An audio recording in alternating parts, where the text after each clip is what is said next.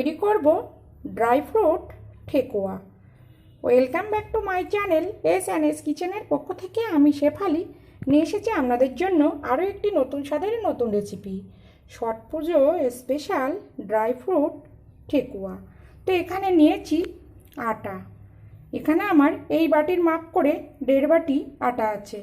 নিয়েছি হাফ বাটি সুজি, নিয়েছি আমন্ড কুচি, কাজু কুচি, চীনা বাদাম, এটা হলো ভাজা বাদাম, আর নিয়েছি চিনি। আরও অন্য উপকরণও আছে। আমার আরও নিত্য নতুন রেসিপি পেতে আমার চ্যানেলটিকে সাবস্ক্রাইব করুন আর পাশে থাকা বেল আইকনটিকে অল করে রাখুন, যাতে সবার প্রথমে আমার নোটিফিকেশান আপনার কাছে পৌঁছে যায় আর আপনি অতি সহজেই দেখে নিতে পারেন। দেখুন, এখানে আমি দিয়ে দিলাম 1.5 বাটি আটা। ঠেকুয়াটা কিন্তু আটা দিয়েই করলে খেতে বেশি ভালো হয়। আর দিয়ে দেব সুজি। প্লিজ ভিডিও দেখা শুরুতে একটা লাইক দিয়ে ভিডিওটি দেখা শুরু করুন। আপনার একটা লাইক আমাকে অনেক দূরে এগিয়ে নিয়ে যেতে সাহায্য করবে। দেখুন, দিয়ে দিলাম ভাজা বাদাম, দিয়ে দেব কাজু কুচি আর আমন্ড কুচি। আপনারা চাইলে অন্য উপকরণও কিন্তু দিতে পারেন।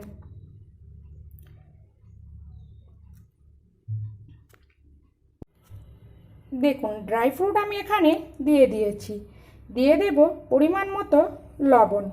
তো আমি এখানে 3 রকমের ড্রাই ফ্রুট ব্যবহার করেছি। আপনারা চাইলে আরও অন্য কিন্তু ড্রাই ফ্রুট ব্যবহার করতে পারেন। তো এখানে আমি এবার দিয়ে দেব পরিমাণ মতো ঘি। ঠেকুয়া মানেই কিন্তু বেশি পরিমাণে ঘি ব্যবহার করতে হবে। আমি এখানে ঘি দিয়ে করছি, আপনারা চাইলে ডালডা ঘিও কিন্তু ব্যবহার করতে পারেন। আর যদি নিতান্ত না হয় তাহলে কিন্তু রিফাইন তেল দিয়েও করে নিতে পারেন। তো দেখুন, এখানে যে আমি চিনিটা নিয়েছি, এখান থেকে 2 চামচ মতো চিনি আমি আলাদা করে নেব, আর বাকি চিনিটা জল দিয়ে একটু ভিজিয়ে রাখবো। দেখুন, এবার এগুলো আমি হাতের সাহায্যে খুব সুন্দর করে ময়াম করে নেব। যত ভালো ময়াম হবে ঠেকুয়া কিন্তু তত খাস্তা হবে। তো আমার আগের ভিডিওতে ঠেকুয়ার মধ্যে নারকেল দেওয়া আছে, আপনারা চাইলে সেই ভিডিওটাও দেখে আসতে পারেন। দেখুন, এইভাবে হাত দিয়ে আলতো আলতো করে এরকম করে ময়াম দিয়ে নেব।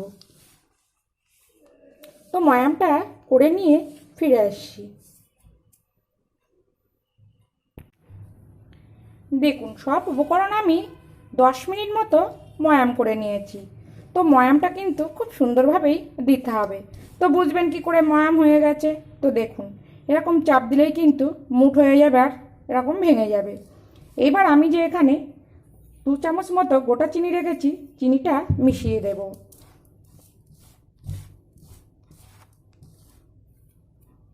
আর এখানে যে জলের মধ্যে চিনিটা ভিজিয়ে রেখেছিলাম, দেখুন এরকম কিন্তু একটু দানা দানা থাকবে। তো এইবার আমি অল্প অল্প করে দিয়ে একটা ডো রেডি করে নেব। একসঙ্গেই কিন্তু দেওয়া যাবে না। তো অল্প অল্প করে দিয়ে ডোটা রেডি করে নিয়ে ফিরে আসছি। ডোটা কিন্তু খুব নরম করা যাবে না আর খুব শক্তও কিন্তু করা যাবে না, সেইভাবেই কিন্তু মাখতে হবে। দেখুন, সব উপকরণ আমি খুব সুন্দর করে মেখে নিয়েছি। তো দেখুন মাখাটা কেমন হয়েছে, না খুব শক্ত আর না খুব নরম। তবে এখানে সুজি দেওয়া আছে, আরও কিন্তু টাইট হবে। তো এটা আমি ঢাকা দিয়ে ঠিক 10 মিনিট রাখবো। তো 10 মিনিট পরে আমি ফিরে আসছি। দেখুন, আমি ঠিক 10 মিনিট পরে ফিরে এসেছি। আর দেখুন কতটা টাইট হয়ে গেছে। এবার আমি শেপ করে নেব।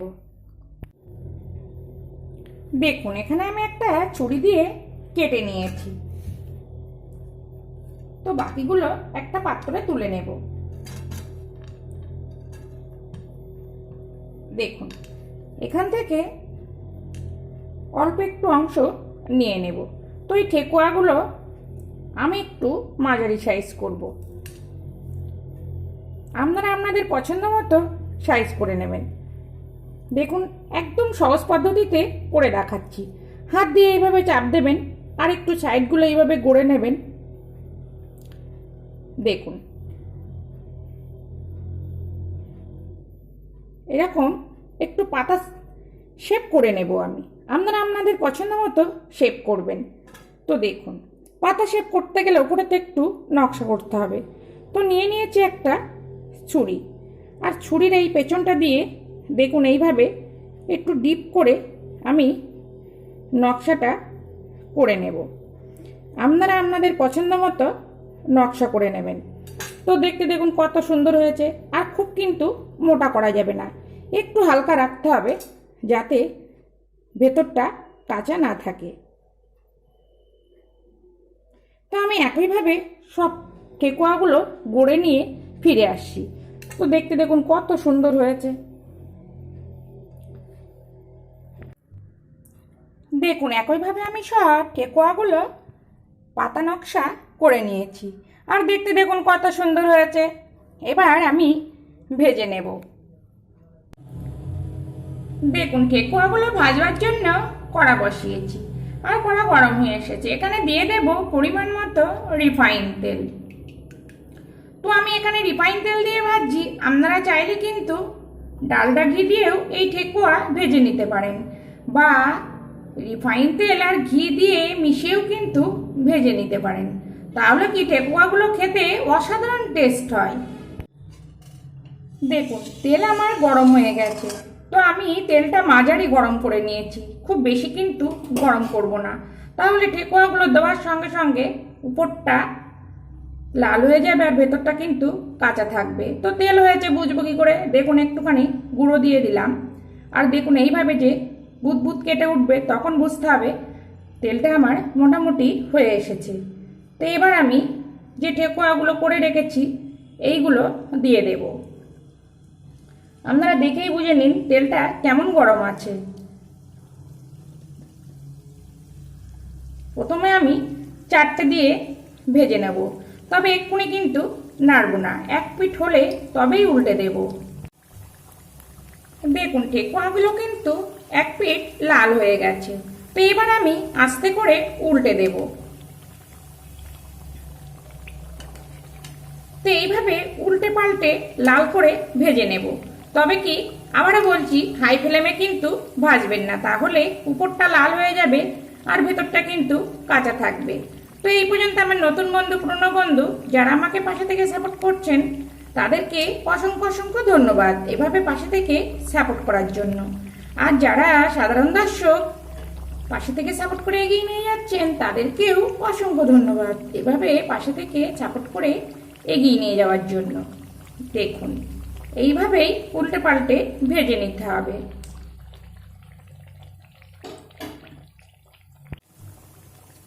দেখুন আমি উল্টে পাল্টে লাল করে ভেজে নিয়েছি, আর দেখুন এরকম যখন লাল ভাব চলে আসবে তখন কিন্তু তুলে নিতে হবে। আবারও গ্যাসের জোরটা একটু লোতে করে দিয়ে তেলটা ঠান্ডা করে তবেই কিন্তু ঠেকুয়াগুলো দিতে হবে। তো একইভাবে আমি সব বাকি ঠেকুয়াগুলো ভেজে নিয়ে ফিরে আসছি। দেখুন একইভাবে আমি সব ড্রাই ফ্রুট ঠেকুয়াগুলো ভেজে নিয়েছি, আর দেখতে দেখুন কত সুন্দর, খেতেও কিন্তু অসাধারণ। তো আপনারাও বাড়িতে এইভাবে ড্রাই ফ্রুট ঠেকুয়া তৈরি করুন, আশা করছি খেতে খুব খুব ভালো লাগবে।